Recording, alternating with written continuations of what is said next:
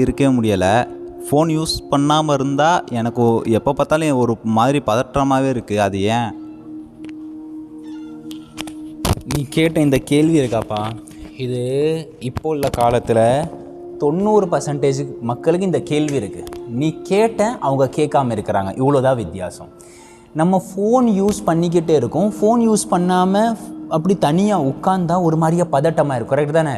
ஒரு மாதிரியாக heart beat அதிகமாக இருக்கிற மாதிரி இருக்கும். ஓவர் திங்கிங் இருக்கும். ஏதோ நம்ம கூட ஏதோ விபரீதம் நடந்துருமோ அந்த மாதிரி ஒரு சிச்சுவேஷன் ஏற்படும். இதுக்கான ரீசன் என்ன? சிம்பிளான விஷயம்.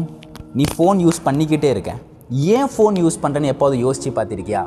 நீ ஃபோன் யூஸ் பண்ணுறதுக்கான காரணம் என்னென்னா, உனக்கு உன் தாட்டை பார்த்து பயமாக இருக்குது. இவ்வளோதான் விஷயம்.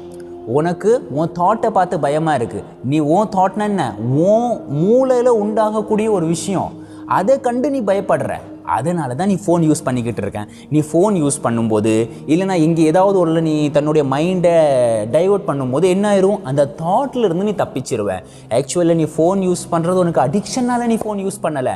உனக்கு உன் தாட் கூட உட்கார்றதுக்கு பயமாக இருக்குது. எப்போ நீ ஃபோனை வச்சுட்டு திடீர்னு சார்ஜ் இல்லை, திடீர்னு ஃபோன் யூஸ் ஆக மாட்டேக்கு, இல்லைனா உன்கிட்ட ரீசார்ஜ் முடிஞ்சிருச்சு, நீ ஃபோன் சைடில் வந்து வச்சு இப்படி உட்காந்து பாரு.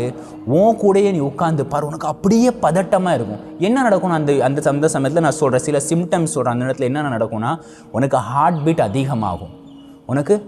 அதிகமாகும். கை நடுங்குற மாதிரி இருக்கும். அதிகமாக சிந்தனைகள் வரும். இப்போ இந்த சிந்தனைகளை நீ கட்டுப்படுத்துறதுக்கு யோசிச்சா இன்னும் அந்த சிந்தனைகள் அதிகமாகும். எந்த அளவுக்கு இதை நீ கண்ட்ரோல் பண்ண யோசிப்பியோ முயற்சி பண்ணுவியோ அந்த அளவுக்கு அந்த சிந்தனைகள் ஒன்றை தாக்கிக்கிட்டே இருக்கும். கடைசியில் நீ ஒரு இடத்துல ஸ்டக் ஆயிடுவேன். இதுதான் உன் கூட நடக்குது. ஏன் இப்படி நடக்குது நம்ம பார்த்துட்டோம். ஒன்னால் உன் கூட உட்கார முடியலை. இப்போ இதுக்கான தீர்வு என்ன? பாரு, சின்ன வயசில் தம்பி நமக்கு பயம் காட்டியிருப்பாங்க. வெளியே போனால் போய் தூக்கிட்டு போயிடும், இல்லைனா வெளியே பூச்சாண்டி இருக்கான். நம்ம அதை பார்த்து பயந்துகிட்டே இருந்தோம் சின்ன வயசில். ஆனால் இப்போ அந்த பயம் இருக்கா? ஏன்? சின்ன வயசில் பயம் காட்டினாங்க. அந்த பயம் இப்போ இருக்கணும் தானே? இப்போ அந்த பயம் ஏன் இல்லை தெரியுமா? உனக்கு தெரிஞ்சோ தெரியாமலோ நீ ஒரு நாள் கதவை திறந்து பார்த்தா பேயும் இல்லை, பூச்சாண்டியும் இல்லை. அதனால் உனக்கு அந்த பயம் போயிடுச்சு.